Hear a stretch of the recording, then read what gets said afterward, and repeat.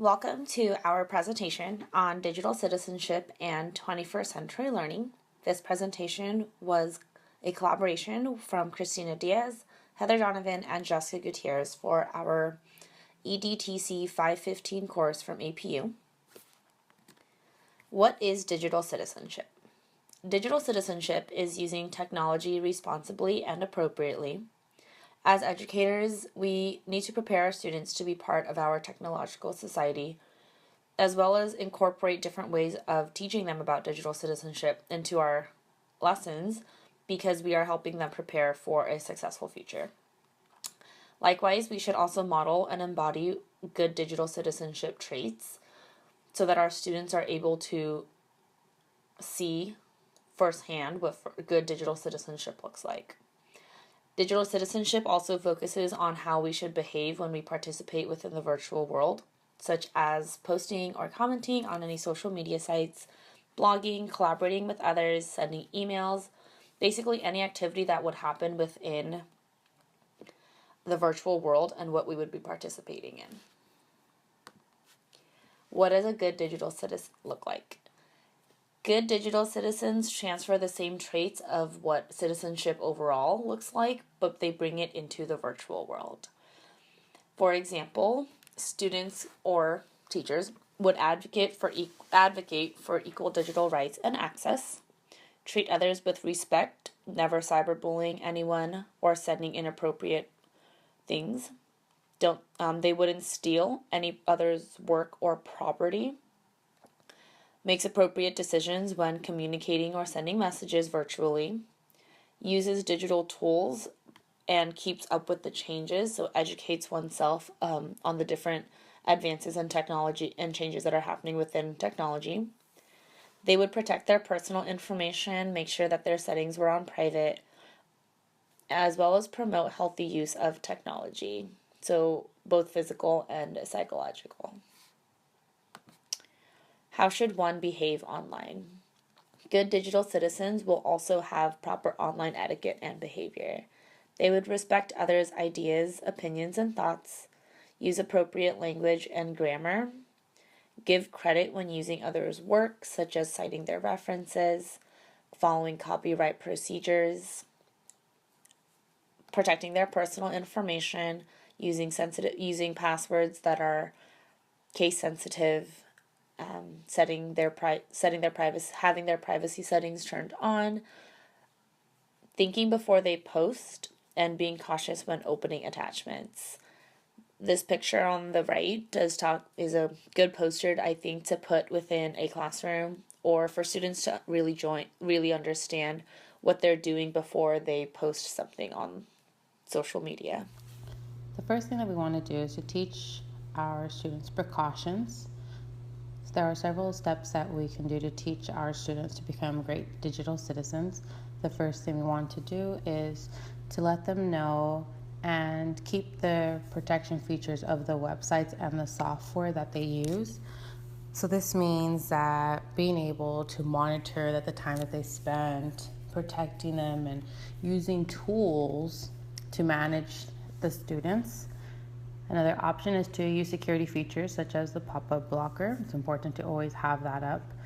And the next thing you want to do is review the privacy settings. Make sure that us as teachers are going on there and making sure that all the privacy settings are available on social network sites. Parents could use this for their cell phones and to teach our students how to use these social tools.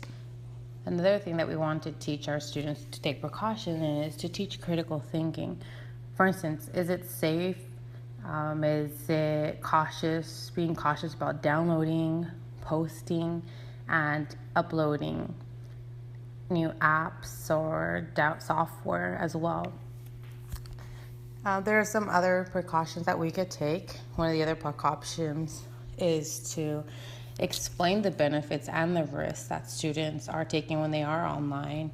Be respectful for personal information. Do not share anything that is embarrassing or hurtful for another person. So it's kind of going on to the thing is don't do anything that you wouldn't do to yourself. The next thing is to become digital leaders. Once we've mastered all these precautions, is to be a role model for other students and for our students to become these digital leaders and know the safety rules and taking precaution. Another thing that we could do is to monitor our students in class again and monitor the usage and know these rules. And us as teachers, we could do that just by using the privacy settings. The next thing I want to talk about is how does one protect his or her privacy online? So when I'm protecting myself from another person, it's from unwanted guests. So I need to be choosy about sharing what information that I'm going to use. And for our students, they need to know that it's not always okay to share every single item. You want to protect yourself. The way we could do that is to lock down our hardware. If you step out of the class, or maybe you're at the library and you want to go grab a book really quick and you just leave your computer on, it's important that we keep a lock, we have a safe passcode, and make sure that we're not sharing our password with anybody else. And making sure that our password is not our last name or date of birth. It has to be something that is unique and strong. And the next thing is to use two-factor authentication. And what that means is that being able to use two factors and have safety locks on them. Another way to protect yourself is to set up a Google alert. When you're setting up a Google alert, it just means that you're managing it through Google. So say if your name pops up, they'll alert you right away. And again, just keep our social network on private mode. Don't open emails that look suspicious. Delete them right away. Block our cookies that we receive. And the last thing that is super important for our students to know and to teach them as good digital citizens is to secure your connection, have firewalls, have antivirus services in order to protect yourself and your computer, because you don't want these viruses to come in and then the next thing you know, everything is gone. So it's important to teach these steps to our students and to protect themselves. What are the problems and challenges encountered today online by our students? The students do have a higher risk of cyberbullying with social media such as Facebook, Instagram, Twitter. People could be mean, they can tease each other, but that's something we're going to want our students to try to avoid and not participate in. The students may be tempted to plagiarize. Unfortunately, they don't always cite what they find online. Um, it might be an accident, however, it could happen. The student's safety is compromised online, and it's a greater chance for information to be hacked. So, for instance, let's say they put their name and phone number or their email, and someone tries to hack that. Um, it's dangerous for them, as they are less than 18 probably. The less human interaction is a big one. I feel like I see a lot of students nowadays, they kind of have their heads in technology, and that's not always beneficial because we still want them to be active and be personable with their peers.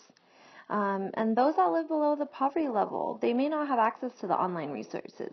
Let's say we give them online homework. It may be really difficult for them to access that at home because they don't have the money to have a computer or something that will get them on to an online homework.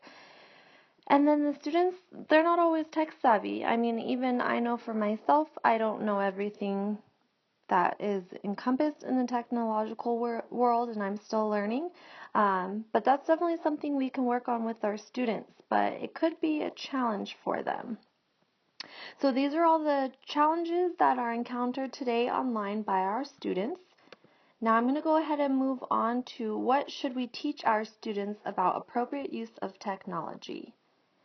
So we don't want them to enter their private information online, such as their phone number, even an email address. Sometimes you don't want them to put it on there. They definitely don't want to put their social security number or any of those sorts. We want to try to protect them from hackers and all of that. And we want to make sure that they're always citing their references. Like I said, we want to make sure that they're not plagiarizing their work and they're giving credit to the people that deserve it. We want them to be mindful and respectful of others. This means that we don't want them to cyberbully each other, And we want them to encourage each other and empower each other through these online resources such as like a forum or etc. Also, we want them to provide a helping hand for those who are in need of additional technological help. So for instance, if we have a student that is more tech savvy, we would like them to try and help the students that need help. They can show them a new trick or whatever it is that they need help with. And we want them to tell a teacher or parent if something on the internet makes them feel uncomfortable. If anything seems weird, we just want to protect them from anything that could be harmful or dangerous to them. We also want them to ensure that no laws are being violated.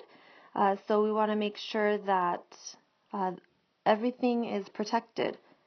And then we want to advise that the social media pages are made as private. So for instance, this could be their Twitter accounts, their Facebook pages, and their Instagram accounts. We want to make sure that they're private so then people that are not their peers, people from the outside, aren't trying to prey on them or something weird like that. So that is what we should teach our students about how to appropriately use technology. Now here are our references. As you can see, we went ahead and looked at a lot of information, and we wanted to go ahead and put it on a page for you to see. This is kind of an example of citing everything and not plagiarizing. We hope that you enjoyed our presentation. If you have any questions, please feel free to ask us. Thank you for watching.